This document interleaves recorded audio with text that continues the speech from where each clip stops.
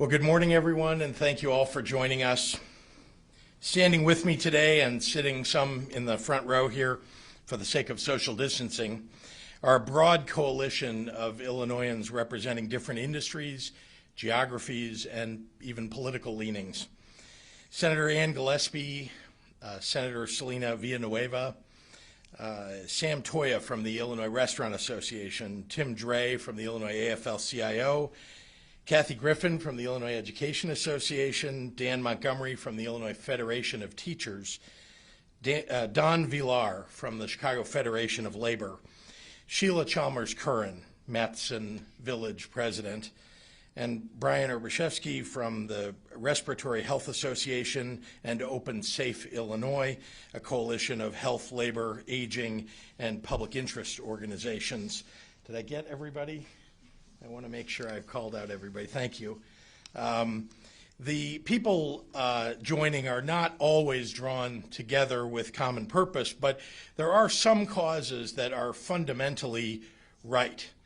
And those causes draw people together from all walks of life, and keeping our people healthy and safe is one of those causes.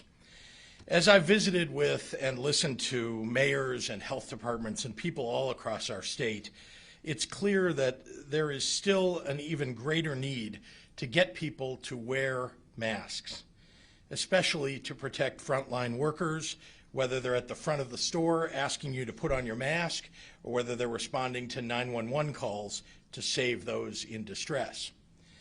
As you know, not only have I traveled the state encouraging people to wear face masks, but we've launched a public awareness campaign designed to change the behavior of those who haven't yet started wearing face coverings. I issued our state's mask mandate 3 months ago on May 1st. Our actions today build on that work. First, this morning I signed legislation to enhance workers' rights in our pandemic response, increasing paid disability leave for injured police and firefighters, paramedics, and other public employees whose recovery has been hindered by COVID-19. This legislation also offers protections from assault for retail workers, many of whom are tasked with asking the public to follow certain COVID mitigation measures indoors. In many ways, these workers are now serving at the forefront of public health mitigation efforts in encouraging social distancing and the use of face coverings. It's in that same vein that the Illinois Department of Public Health is today submitting new emergency rules to assist law enforcement, local boards of health, health authorities, state's attorneys, and the general public in enforcing the use of face coverings and social gathering restrictions. These rules are a common sense way to enforce mask requirements without jumping immediately to the extremely tough consequences that exist on the books today. They'll give local authorities a step-by-step guide on how to enforce masks and distancing, and an opportunity to help businesses act in good faith. The first step in the proposed rule is educating businesses on compliance. The next step is a warning. And the last step, after these repeated attempts to urge compliance, is a fine. Otherwise, many local officials are only left with the stringent and severe enforcement mechanisms available statewide today. The existing enforcement options prior to this proposed rule go immediately to license revocation in the blink of an eye. This new rule provides multiple opportunities for compliance before any penalty is issued. And by focusing on targeted fines as part of a misdemeanor, these rules for scaled penalties that are significantly less harmful to businesses than those currently available for enforcement are the right direction. The majority of states, from our Midwest colleagues like Ohio and Wisconsin to Republican-led states like Georgia and Florida — Ohio is also Republican-led, I should add — have similar enforcement in place. And to be clear, the mitigations that require enforcement haven't changed. There has been a face covering mandate in Illinois since May 1st, one of the earliest in the nation. And over the last several months, a flood of states led by Republicans and Democrats have followed suit. The gathering limits in Illinois under Phase 4, currently apply to every region of Illinois. 50 people or gatherings of 50% of a building's maximum occupancy as locally determined. Schools must limit the number of people in one space to 50 or less. This new rule is focused on businesses, organizations, schools, and child care facilities. Individuals are not subject to any penalty under this rule, but are nevertheless required to wear masks in public. Let me repeat that. This rule does not deliver penalties to any individual private citizen because of noncompliance. It is, nevertheless, their obligation under the law. The vast majority of Illinoisans have made the responsible and compassionate decision to wear a face covering when out and about, and we're going to continue to rely on the public for enforcement on this level. Finally, these policy changes clarify the authority of IDPH and local health authorities to seek cooperation with businesses in COVID-19 related investigations. Illinois has made substantial progress in our fight against COVID-19 because the vast majority of communities and business owners have done the right thing and followed the public health guidance. These rules will help ensure that the minority of people who refuse to act responsibly won't take our state backward. I ask that members of the General Assembly who serve on JCAR move forward expeditiously and give local health departments, law enforcement, and communities the tools they need that are proven to stop the spread of COVID-19. Since the earliest days of our pandemic response, Illinois has been consistent in its mission, prioritizing the well-being of our people. Things are hard right now. I get that. And the people standing here with me today get that. But when it's hard, especially when it's hard, we have to make sure that Illinois supports all the people who call this state home. And when we prioritize our first responders and our workforce, when we put public health above politics, when we choose to keep our neighbors and our loved ones safe and our businesses open, that's what it means to be all in Illinois. Thank you, and now I'd like to turn it over to a great leader in Springfield, Senator Gillespie. Senator, there you are. Thank you, Governor, and I'd like to thank my colleagues in the General Assembly for our work this session in protecting our frontline workers. We brought together numerous groups to the table focusing on protecting frontline workers from the risks that they are taking on our behalf. And this legislation is critical to ensuring their safety, protecting them and their families. So I thank you again for supporting that. You know, our numbers are trending upward in the state again, and no one wants to go backwards, and we're all tired. But this is a serious illness, and we all have to be serious about doing what we can to reduce the spread. With simple actions, wearing a face covering, maintaining social distancing, limiting the numbers of people at gatherings, we all can save lives and protect those frontline workers at the same time. Do it for those around you. Do it for healthcare workers. Do it for all our essential workers. Do it for your friends and family, your neighbors. Just do it. Thank you. And with that, I'd like to invite Kathy Griffin now.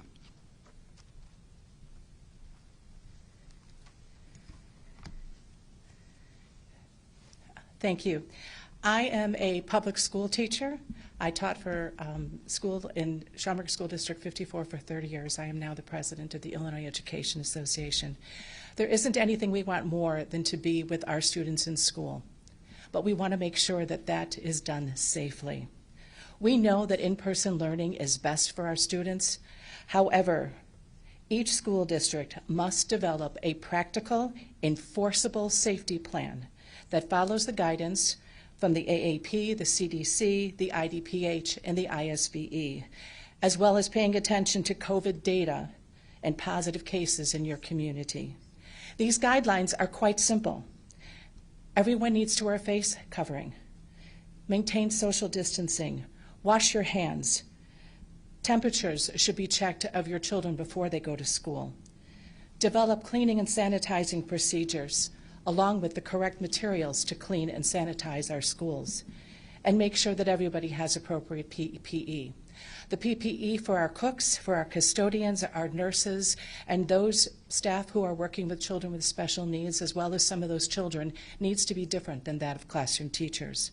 If a school is not able to implement and follow, support, and enforce these guidelines, you should begin remotely for the safety of our children.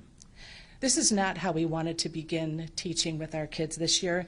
I say our kids because when they're part of our classroom, they're part of who we are. They're part of our family, and they touch our hearts in ways you cannot imagine. Their successes we celebrate. When they have struggles, we help them. We want to be with our kids, but we have to do so in a safe manner. I ask you, please, wear face covering, maintain social distancing, do the right thing for your family, for your neighbors, for your community, and most of all, for the over 2 million students in the state of Illinois. Thank you. I would now like to introduce my colleague and friend, Dan Montgomery, President of the Illinois Federation of Teachers.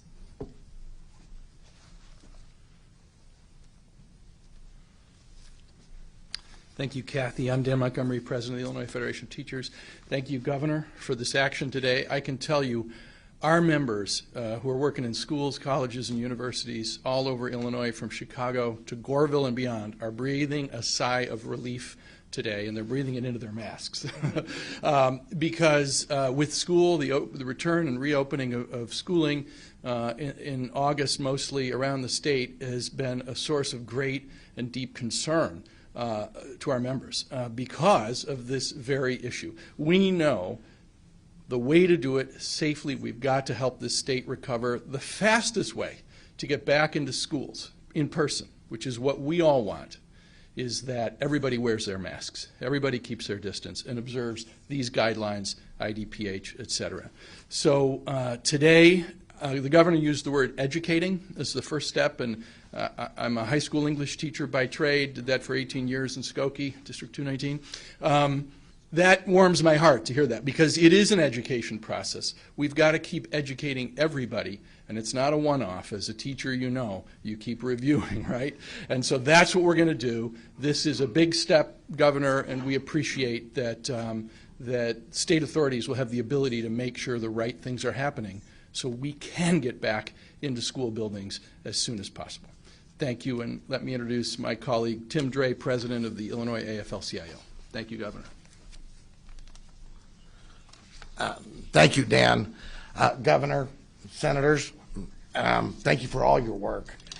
Since the beginning, workers have been on the pandemic's front line to ensure all Illinois citizens receive essential services they need and deserve. These workers are going to work at great significant personal risk to themselves and their families. And just talking about firefighters, transit workers, retail workers, restaurant workers, and before long, teachers. You know, they're called essential workers, but to us, they're much more than essential. They're heroes. They're on the front lines serving all of us. Businesses who do not enforce rules and customers who refuse to wear face coverings are putting workers in real danger, real danger. The working men and women of the Illinois AFL-CIO would like to thank the governor for his leadership during this pandemic and strongly urges the members of the Joint Committee on Administrative Rules to adopt the proposed rule to protect workers and their families. Thank you very much. And with that, I'd like to introduce a very good friend and colleague, Don Villar, Chicago Federation of Labor. Thank you, Tim. Thank you, Governor. I'm Don Villar, Secretary-Treasurer of the Chicago Federation of Labor. On behalf of CFL President Bob Ryder and the 300 local unions and affiliates that make up the CFL and the 500,000 union members across the city of Chicago, working men and women, thank you, Governor, for having us here this morning to join you. You know, when this pandemic hit, countless workers, essential workers, sacrificed their own health to keep our city and our state running. From transportation workers that kept our buses and trains rolling, to tradespeople strengthening our infrastructure, to public workers providing desperately needed services to our citizens. Chicago's union members, workers, answered the call during this crisis. As this pandemic has unfolded, we have all learned the critical importance of wearing a face mask, social distancing, and limiting crowd size. Most heeded these guidelines to keep themselves, their families, and their communities safe. However, we've seen a small number of businesses refuse to take these basic steps. When businesses flout public health guidelines, they endanger lives, and they prolong this crisis, worsening the economic disaster. That's why we stand in support of this common sense emergency rule, which is, as the governor said, similar rules have already been adapted in other states. This rule encourages voluntary compliance before issuing any kind of penalty. And it's focused on businesses, not individuals. Again, repeating what the governor said, individual workers are not subject to penalty at the state level under these rules. Individual workers are not subject to penalty at the state level under these rules. Chicago's workers are second to none. They've sacrificed their health, safety, and livelihoods during this pandemic, including some who have died from this disease. We cannot let those sacrifices be in vain, and we must end this crisis as quickly as possible. Please follow the public health requirements, mask up, so we can all stay safe and we can put this pandemic behind us. Thank you. And now I'd like to introduce Sam Toya with the Illinois Restaurant Association.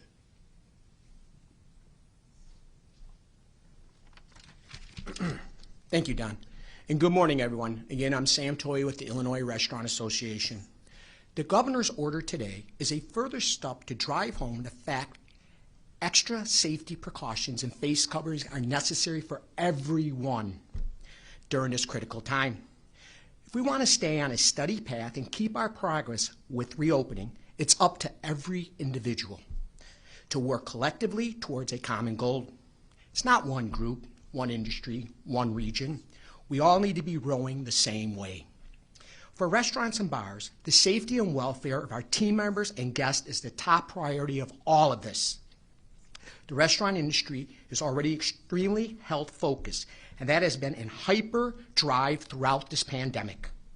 Face covering, social distancing, sanitizing, PPE, and more are absolutely crucial to keep both our team members and guests safe. Again, keeping our team members and guests safe. It's simple. If you choose not to adhere to public safety guidelines or house rules at businesses, your favorite restaurant, shops, bars, salons, hardware stores, and more will pay the price. Help us so we can serve you.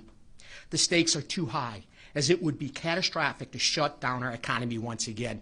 It would be the death of the hospitality industry here in the state of Illinois. We all need to listen to the advice of scientists and doctors to follow the rules, be smart, and keep Illinois open. As we say at the Illinois Restaurant Association, covered faces keep open places. Now, I'd like to invite the governor up for Q&A. Thank you. Thank you, Sam. Thank you all, and I do want to, Senator Villanueva didn't get a chance to get up and speak today. We didn't want the program to go much longer, but I do want to recognize her again, and of course Senator Gillespie for their leadership in the General Assembly on issues of keeping our workers in particular safe and healthy. So, yeah, right over here, and then I'll get you. Governor, yes, sir. Everyone up here is making a point of stressing that this is not going to penalize individuals. That's right. Why not penalize individuals? Yep. That's the best way to get compliance from workers, even if the business is, at large compliant, but the workers aren't, where the customer isn't playing by the rules, and couldn't that take pressure off of employees having to interact with customers? Well, much of the interaction that's going on between people around the state is going on in establishments of business, in bars, restaurants, retail, many of the things that Sam Toya was talking about, salons and so on. And it is in those enclosed places inside where it's vitally important that people are wearing their face coverings. I'm not excluding, by the way, that people need to wear their face coverings when they're out and about. That is also the case. But we wanted not to go after individuals as best we can. Look, I've said all along, I do not want for police to be arresting people or penalizing individuals. On the other hand, I've asked local authorities, including police, including local health authorities, to remind people as frequently as they possibly can that they need to follow this mask mandate. This is another step forward to protect workers who, by the way, are also the very people who are shopping in the stores in other circumstances, the very people who are working sometimes in schools as a second job. So I just want to emphasize that at this point, this is another important step forward for us in enforcement. Governor, you had you had thought about doing this before. Mm-hmm. You ended up withdrawing the rule because I believe there wasn't a bipartisan sense that this would pass. What makes this different? Do you really think this will get through? Yeah, so you're right. There was a rule that was introduced earlier. We withdrew it because the legislature said they would take it up in session. They didn't do that. And now there are a variety of reasons why they didn't do that, but now is the time. We must make sure, this is a make or break moment for the state of Illinois, for making sure that people are doing everything they can to mitigate, to reduce the spread. And so this is a moment for us to enforce the masking requirements across the state. How is this different? What's different about this rule is it focuses on warnings and then a fine. What's available to us in the law is only essentially a misdemeanor immediately as a solution to the problem. And that was something that JCAR did not want us to move forward with.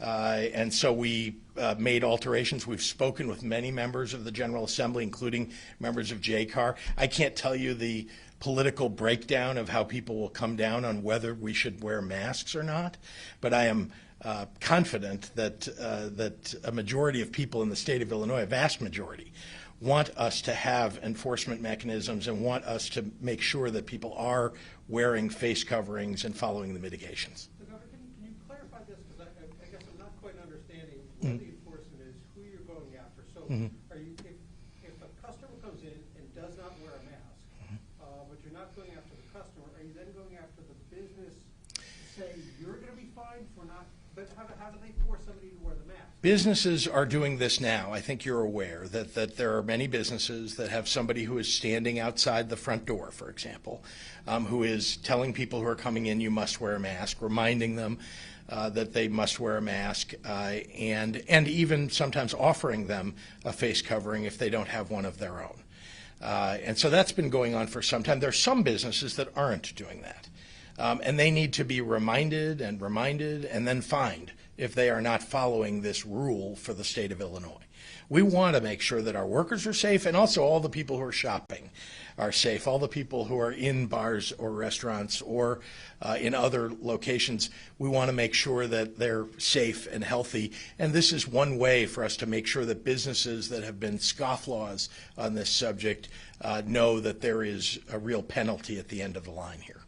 How much of an impact do you see this having? Because right now, as I understand it, a municipality could make its own ordinance to have rules like this.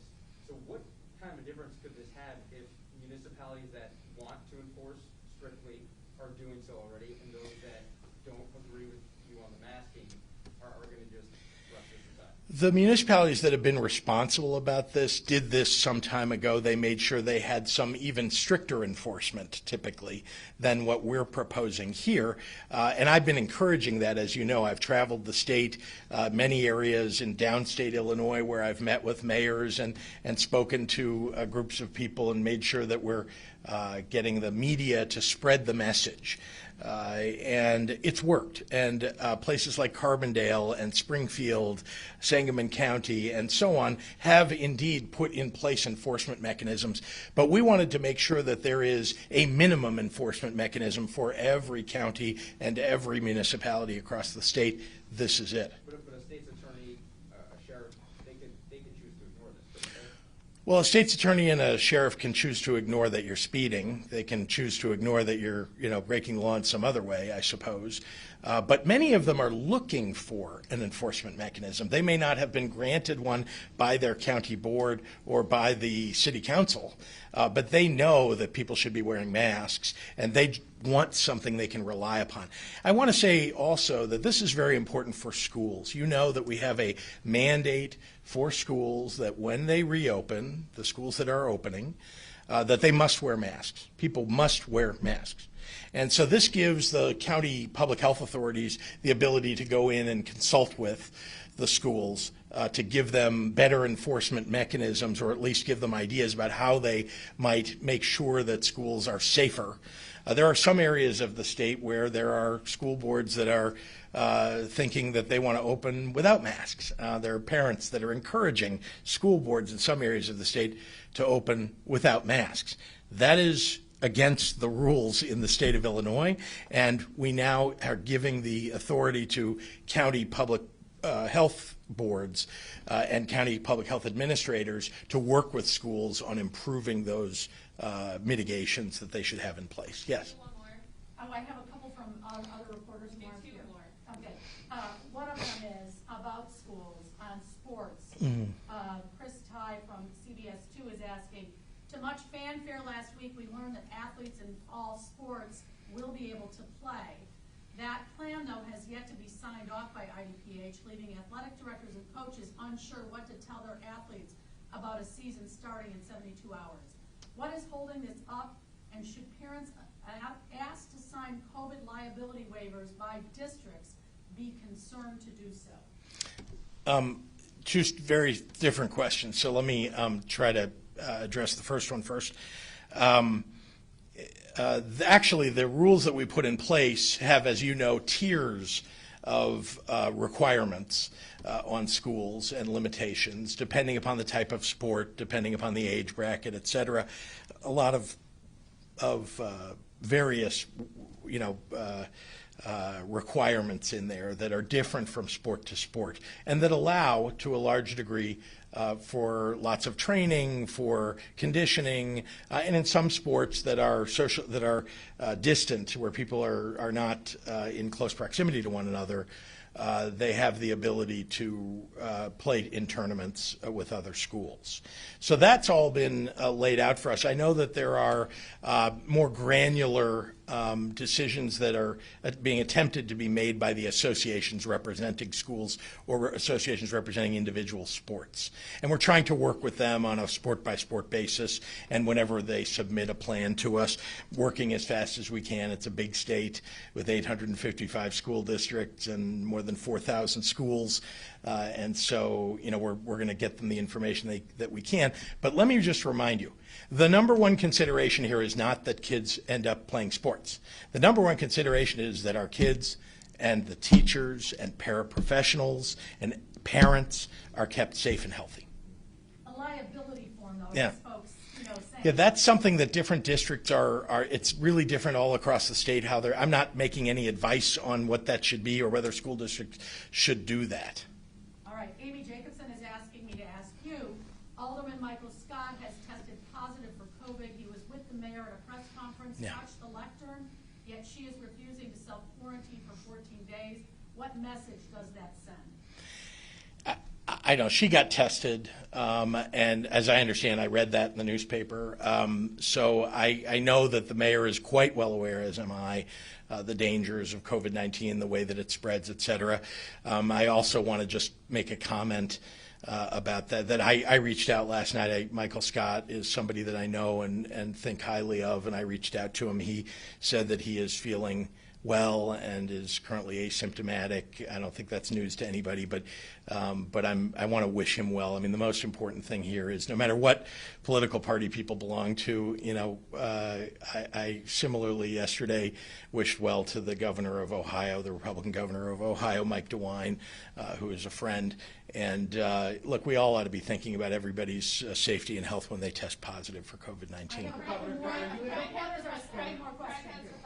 Okay, great. Governor, when members of your staff tested positive, you quarantined for 14 days, and yet the mayor was right there, that masks weren't off at some some point. I mean, shouldn't she be taking more precautions? I'm not going to advise. She has a doctor. I'm not going to make advice here about that. Look, I just want people to do the right thing and, keep everybody around them safe and healthy. And, of course, I want the mayor to be safe and healthy. So whatever the best advice is that she's been given, I know she will follow. Can you clarify on thank the you. masks? Who's giving the warnings? Is it the health department or the police? Either one. Either one in the room can do that. Local authorities are